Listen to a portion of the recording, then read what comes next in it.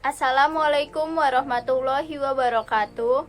Perkenalkan, nama saya Aisyah Nuraini Dwi Saputri dengan NIM 19040150092 dari kelas G1. Di sini saya akan menjelaskan tentang evaluasi granul. Sebelum dilakukan penabletan, perlu dilakukan pemeriksaan sifat fisik granul yang akan dikempa. Tujuan pemeriksaan ini adalah untuk mengetahui apakah granul dapat mengalir dengan baik atau tidak, mempunyai kompresibilitas yang baik atau tidak. Sifat-sifat fisik yang berkaitan dengan penabletan antara lain ukuran partikel granul, kerapatan bulk granul, kerapuhan, kompresibilitas, distribusi ukuran granul, dan bentuk partikel granul. Kerapatan bulk tergantung bentuk partikel. Bentuk partikel bulat akan menghasilkan kerapatan yang optimum. Ukuran granul juga akan berpengaruh pada kerapatan bulk. Ukuran bertambah besar, kerapatan akan berkurang. Sedangkan granul yang berukuran kecil dapat membentuk massa yang lebih kompak daripada granul besar. Granul yang mempunyai sifat fisik baik, yaitu yang mudah mengalir dengan baik dan mudah dikempa. Kompresibilitasnya baik, sehingga dapat menghasilkan tablet dengan variasi bobot dan kekerasan yang lebih kecil. Beberapa uji yang biasa digunakan sebagai patokan untuk mengetahui sifat alir granul antara lain: yang pertama, waktu alir, yaitu waktu yang diperlukan untuk mengalir sejumlah granul atau serbuk pada alat yang akan dipakai. Mudah tidaknya granul atau serbuk mengalir dipengaruhi oleh bentuk, luas permukaan, kerapatan, dan kelembapan granul.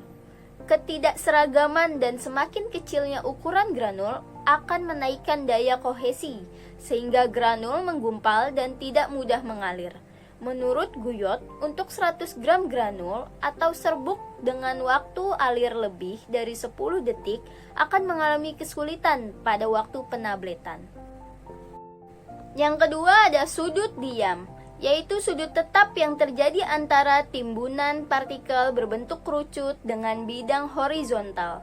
Jika sejumlah serbuk atau granul dituang ke dalam alat pengukur, besar kecilnya sudut diam dipengaruhi oleh bentuk, ukuran partikel, dan kelembapan granul. Granul akan mengalir dengan baik apabila mempunyai sudut diam antara 250 sampai 45 derajat. Yang ketiga ada pengetapan, yaitu penurunan volume sejumlah granul atau serbuk akibat hentakan atau tap dan getaran vibrating. Semakin kecil indeks pengetapan dalam persen, maka semakin baik sifat alirnya. Uji pengetapan dilakukan dengan volumenometer yang terdiri dari gelas ukur yang dapat bergerak secara teratur ke atas dan ke bawah dengan bantuan motor penggerak. Granul atau serbuk yang mempunyai indeks pengetapan kurang dari 20% mempunyai sifat alir yang baik. Dari proses pengetapan ini juga dapat dihitung harga keretapan bulknya dengan rumus PB sama dengan M per VB. Keterangannya itu M sama dengan massa partikel, VB sama dengan volume akhir pengetapan, dan PB sama dengan kerapatan bulk setelah ditap atau diketuk. Selanjutnya dari persamaan di atas dapat diperoleh persen kompresil. Rumusnya C sama dengan PB dikurang PN per PB dikali 100. Keterangannya PN adalah kerapatan bulk sebelum ditap atau diketuk. Yang keempat, ada distribusi ukuran granul, yaitu evaluasi untuk mengetahui penyebaran ukuran granul yang diperoleh. Zat padat yang secara alamiah berada dalam bentuk partikel dan zat yang telah digranul memiliki bentuk yang tidak beraturan dan ukuran partikel bervariasi. Metode statistik yang telah dikembangkan menyatakan bahwa untuk ukuran partikel tidak beraturan dinyatakan dengan diameternya. Berbagai metode untuk mengetahui ukuran diameter ini antara lain metode pengendapan, pengayakan, mikroskopi. Metode pengayakan merupakan metode yang lebih banyak dipilih karena kepraktisan dan mudah dalam pelaksanaannya. Alat yang digunakan adalah ayakan bertingkat, tipe gerakannya vibrasi, gerakan memutar, dan durasi pengayakan merupakan faktor penting pada uji dengan metode ini. Oleh karena itu, dalam metode ini, tipe gerakan, lama waktu, dan beban pengayakan harus distandarisasikan. Sedangkan untuk mengetahui ukuran partikel rata-ratanya dapat dihitung dengan rumus sebagai berikut.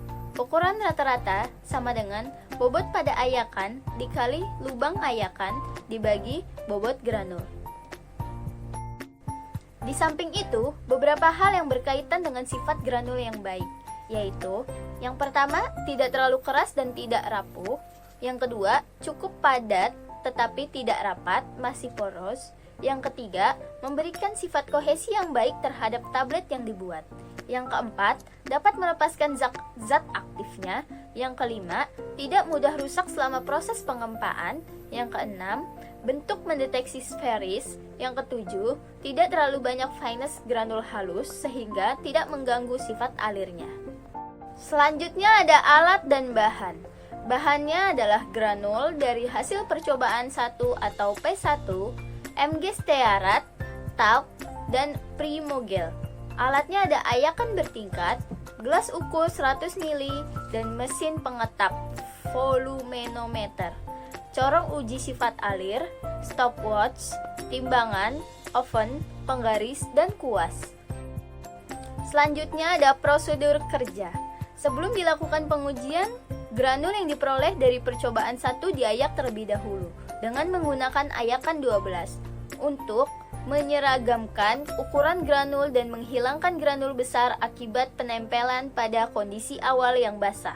Setelah itu, granul ditambahkan bahan tambahan fasa luar. Selanjutnya ada sifat alir granul. Yang pertama, timbang seksama 20 gram granul. Yang kedua, tuang secara perlahan ke dalam corong pengukur, penuangan lewat tepi corong dan tidak langsung ke bagian tengah corong. Yang ketiga, buka penutup corong dan catat waktu yang dibutuhkan granul untuk keluar semua dari corong. Yang keempat, ukur tinggi dan diameter tumpukan granul yang terbentuk di bawah corong. Yang kelima, lakukan sebanyak 3 kali. Perhitungannya adalah tan alfa sama dengan H per R. Selanjutnya ada kompresibilitas.